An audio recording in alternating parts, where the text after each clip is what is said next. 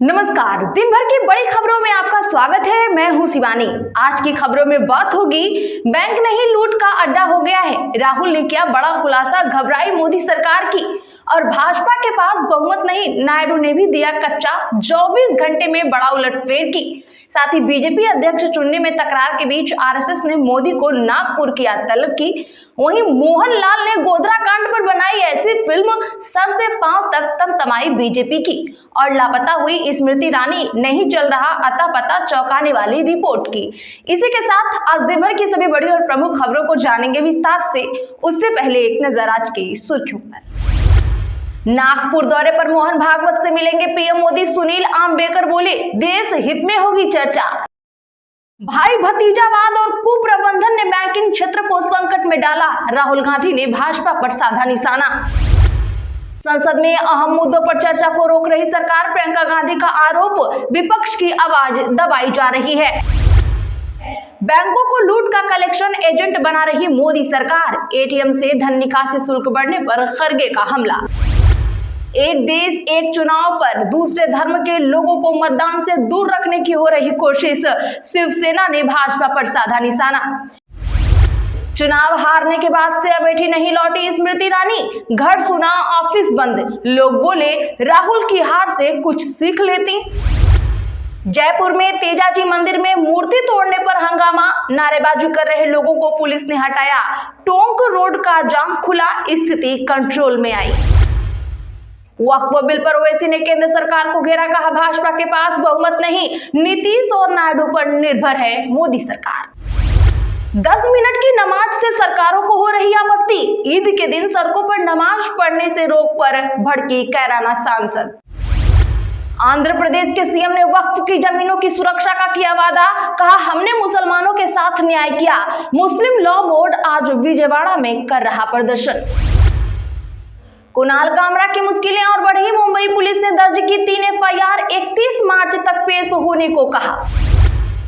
पश्चिम बंगाल के मालदा में हुआ बड़ा बवाल, इंटरनेट बंद, 34 लोग हुए गिरफ्तार, उपद्रवियों ने दुकानें और गाड़ियां तोड़ी, सामान लूटा, कलकत्ता हाईकोर्ट ने मांगी रिपोर्ट। योगी पसंद या अखिलेश, पल्लवी बोली काम करने वाला, दलित और पिछड़े मुसलमानों का शोषण हो रहा, सांगा औरंगजेब की बातें छोड़िए, हमको नहीं चाहिए कोई विवाद। सिकंदर की रिलीज से पहले सलमान खान को सताया डर, याद आ गया अतीत।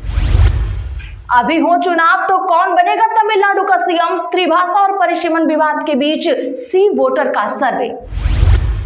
गौ माता पर विवादित बयान का विरोध, मथुरा में विहिप और बजरंग दल ने फूंका अखिलेश यादव का पुतला, की नारेबाजी। भाजपा को जिताए नहीं तो बंगाल में नहीं बचेगा हिंदुओं का अस्तित्व, मिथुन दा बोले बांग्लादेश तो ट्रेलर है। केरला में L2 एम्पुरान पर विवाद, आरएसएस ने बताया हिंदू विरोधी पटकथा है ये, कांग्रेस ने मोहनलाल की फिल्म का किया समर्थन। किरोड़ी लाल मीणा बोले अब बड़े धमाल देखने को मिलेंगे, गड़बड़ी करने वालों पर होगी कार्रवाई, केंद्रीय नेतृत्व ने कहा काम करिए, आगे नया रास्ता निकालेंगे।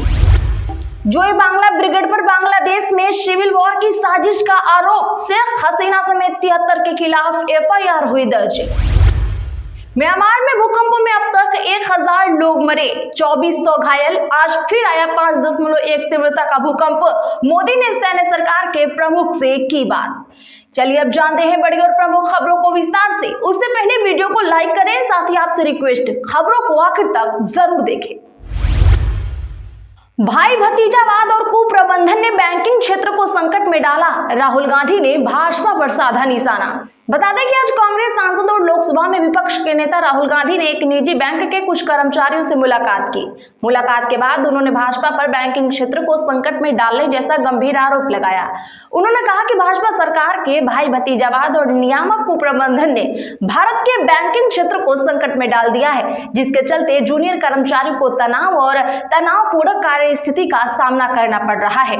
साथ ही राहुल गांधी ने भाजपा पर अपने अरबपति मित्रों के लिए 16 लाख करोड़ रुपए के ऋण माफ करने का आरोप लगाया।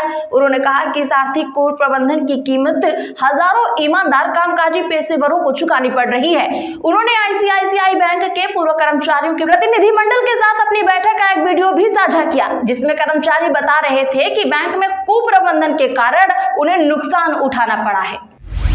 वक्फ बिल पर ओवैसी ने केंद्र सरकार को घेरा, कहा भाजपा के पास बहुमत नहीं।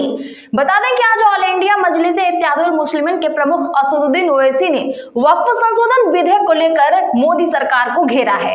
उन्होंने कहा कि विधेयक को पारित करने के लिए भाजपा के पास लोकसभा में बहुमत नहीं है। अगर चंद्रबाबू नायडू और नीतीश कुमार इसका विरोध करते हैं तो बिल पारित नहीं होगा।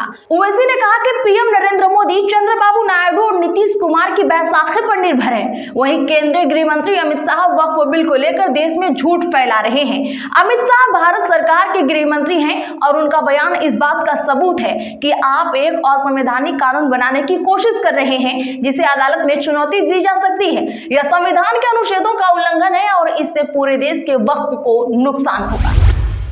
नागपुर दौरे पर मोहन भागवत से मिलेंगे पीएम मोदी, सुनील अंबेकर बोले देश हित में होगी चर्चा।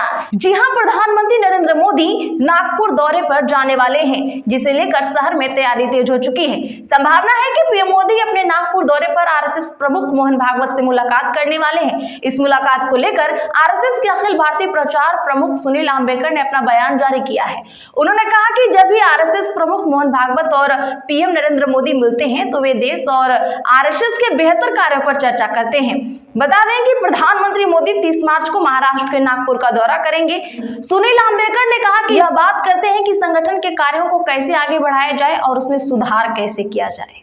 तो उन्होंने काफी छिपाने की कोशिश की है, फिर भी साफ कर दिया है कि बीजेपी अध्यक्ष को लेकर जो रार छिड़ी हुई है उसी को हड़काने के तहत बुलाया गया है। बैंकों को लूट का कनेक्शन बना रही मोदी सरकार, एटीएम से धन निकासी शुल्क बढ़ने पर खड़गे का हमला। दरअसल एटीएम से धन निकासी शुल्क बढ़ाने पर कांग्रेस ने मोदी सरकार पर हमला बोला। कांग्रेस अध्यक्ष मल्लिकार्जुन खड़गे ने कहा कि मोदी सरकार ने बैंकों को लूट का कलेक्शन एजेंट बना दिया है।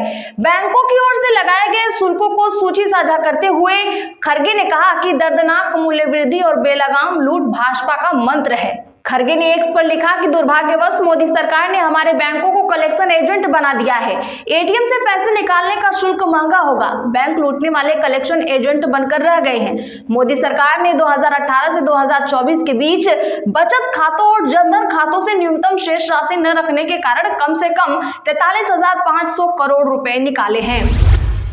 आंध्र प्रदेश के सीएम ने वक्फ जमीनों की सुरक्षा का किया वादा, मुस्लिम लॉ बोर्ड का आज विजयवाड़ा में प्रदर्शन। जी हां, आंध्र प्रदेश के मुख्यमंत्री एन चंद्रबाबू नायडू ने वक्फ जमीनों की सुरक्षा का वादा किया है। बीते दिन विजयवाड़ा में राज्य सरकार की इफ्तार पार्टी में नायडू ने कहा कि तेलुगु देशम पार्टी ने हमेशा मुसलमानों के साथ न्याय किया है, हम वंचित मुसलमानों के उत्थान के लिए प्रतिबद्ध है। मुख्यमंत्री ने मुसलमानों की आर्थिक स्थिति में बेहतरी के लिए प्रशासन के प्रयासों पर भी जोर दिया और बजटीय आवंटन और कल्याणकारी पहल पर बात की।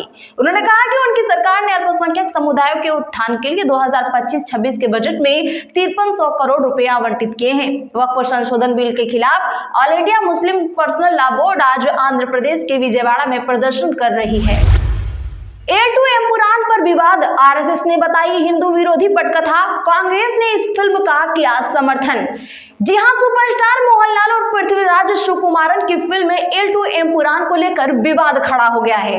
राष्ट्रीय स्वयंसेवक संघ ने फिल्म को हिंदू विरोधी करार दिया है, जबकि भाजपा ने फिल्म से दूरी बना ली है। वहीं कांग्रेस ने फिल्म का समर्थन किया है। सुपरस्टार मोहनलाल और पृथ्वीराज सुकुमारन की बहुप्रतीक्षित फिल्म A2M पुराण की आरएसएस ने तीखी आलोचना की है। आरएसएस के मुखपत्र ऑर्गेनाइजर में प्रकाशित एक लेख में कहा गया है कि फिल्म 2002 के गोधरा बवालों की पृष्ठभूमि का उपयोग करके हिंदू विरोधी राजनीतिक एजेंडा आगे बढ़ा रही है। इसमें लिखा गया है कि फिल्म की कहानी न केवल हिंदुओं को बदनाम करती है, बल्कि विशेष रूप से हिंदू समर्थक राजनीतिक विचारधाराओं को भी निशाना बनाती है। पृथ्वीराज का सरकार विरोधी प्रदर्शनों से जुड़ाव उनको ध्रुवीकरण करने वाला व्यक्ति बनाता है। ये फिल्म हिंदू विरोधी, भाजपा विरोधी कहानी फैलाने का माध्यम है। चुनाव हारने के बाद से अमेठी नहीं लौटी स्मृति ईरानी, घर सुना ऑफिस भी बंद। जी हां, यूपी के अमेठी में मेदन मवई गांव में घुसते ही खेतों के बीच बना एक घर दिखता है। दीवार पर भगवान राम, हनुमान और सीता हरण की पेंटिंग बनी है। ये बड़ा सा घर अमेठी में काफी फेमस है। ये यहाँ की पूर्व सांसद स्मृति ईरानी का घर है। हालांकि साल 2019 में 4 जून 2024 तक अमेठी की राजनीति तय करने वाला ये घर अब सूना पड़ा है। 2014 में स्मृति ईरानी पहली बार चुनाव लड़ने अमेठी आई थी, लेकिन राहुल गांधी से करीब 1 लाख वोटों से हार गई। हार के बाद भी स्मृति ने अमेठी को नहीं छोड़ा। 2019 के लोकसभा चुनाव में इसका असर दिखा और स्मृति ईरानी गांधी परिवार के गढ़ रहे अमेठी में राहुल गांधी को हराकर पहली बार सांसद चुनी गई। बोली, अमेठी को मैं अपना घर मानती हूं, लोगों ने सांसद नहीं मुझको दीदी चुना है। सांसद बनते ही स्मृति ईरानी ने अमेठी में अपना घर बनवा लिया और यहां की वोटर बन गई। 2024 के लोकसभा चुनाव में स्मृति ईरानी को हार मिली तो सब बदल गया। एक देश एक चुनाव, दूसरे धर्मों के लोगों को मतदान से दूर रखने की कोशिश, शिवसेना ने भाजपा पर साधा निशाना। जी हां, बता दें कि एक देश एक चुनाव के मुद्दे को लेकर केंद्र सरकार और विपक्षी दलों ने आरोप प्रत्यारोप की राजनीति तेज कर दी है। इस बीच शिवसेना यूबीटी ने एक बार फिर इस प्रस्ताव पर मोदी सरकार का घेराव किया है। यूबीटी ने आरोप लगाया कि केंद्र सरकार एक साथ चुनाव की आड़ में मतदाता सूची से अन्य धर्मों के लोगों को बाहर करने का प्रयास कर रही है, ताकि अंत में कुछ खास वोटर्स को ही मतदान करने का अधिकार मिल सके। बता दें कि यूबीटी के मुखपत्र सामना में प्रकाशित संपादकीय में यह भी कहा गया है कि भाजपा की योजना है कि देश में केवल एक ही पार्टी सत्ता में हो और एक पार्टी एक चुनाव उनका अंतिम लक्ष्य है। शिवसेना यूबीटी के संपादकीय में अमेरिकी राष्ट्रपति डोनाल्ड ट्रंप का भी जिक्र किया गया। इसमें कहा गया कि जहां ट्रंप अमेरिकी चुनावों में अश्वेत, लैटिनो और अप्रवासियों को मतदान से रोकने की कोशिश कर रहे हैं, वहीं भारत में भाजपा अन्य धर्म के लोगों को मतदाता सूची से बाहर करने का प्रयास कर रही है। तो आज के लिए बस इतना ही। ऐसी ही बड़ी खबरों के लिए हमारे चैनल को अभी सब्सक्राइब करें, बगल में घंटी के निशान को भी जरूर दबाएं, वीडियो को लाइक शेयर कर सपोर्ट करें।